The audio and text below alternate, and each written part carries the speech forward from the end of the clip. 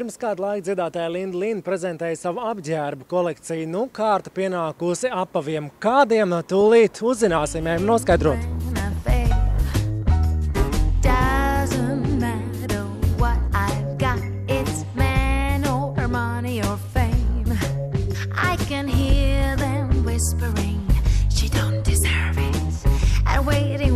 Give up, not a chance. I'm not gonna be so sorry about the stars that are in love with me. Patiesībā šis viss, ko redzu, ir tapis Latvijā, sākot no ādas, kas izgatavot šeit, arī dzen apaugs izgatavot Edgars un Guntis Baumaņi, tēvs un dēls. Tātad šīs tradīcijas tiek nodotas patiesībā no paudzes paudzē.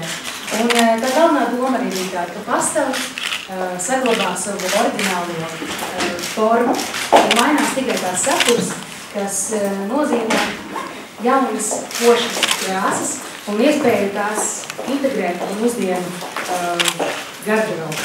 Nu, lūk, manuprāt, tās vislabāk varētu piestāvēt cilvēkiem, kas nebaidās eksperimentēt, kam patīk sapucēties, varbūt tādu mazliet eklektisku dēļšanās stilu. Nu, vienmēr sakot, hipsters būtu kaut kas vistuvākais, varbūt un raksturojam.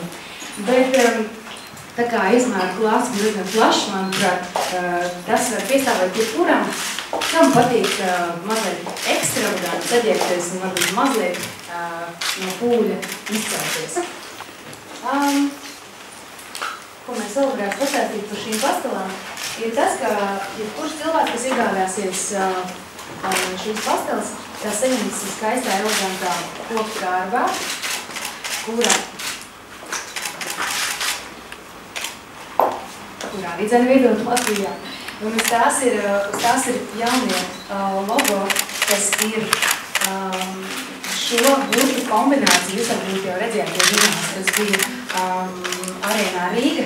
Arī uz skatuves tika izmantot šie L2 burti, kas apzīmē Linda Linda. Ir izgaismot ar ļoti daudzām spūdzītēm tieši divi burti. Un šis ir jaunais brands pastela vai Linda Linda. Šis brands ienāca man prātā, un es to uzticēju pagājušā gadā jūnijā Milānā, braucot tramvajā. Jā. Un tā es braukāju vairākas reizes, aptuveni 3 pa to vienu pašu maršrutu, un tā arī šis brands. Oh yes, not a chance. I'm not gonna be so sorry about the stars that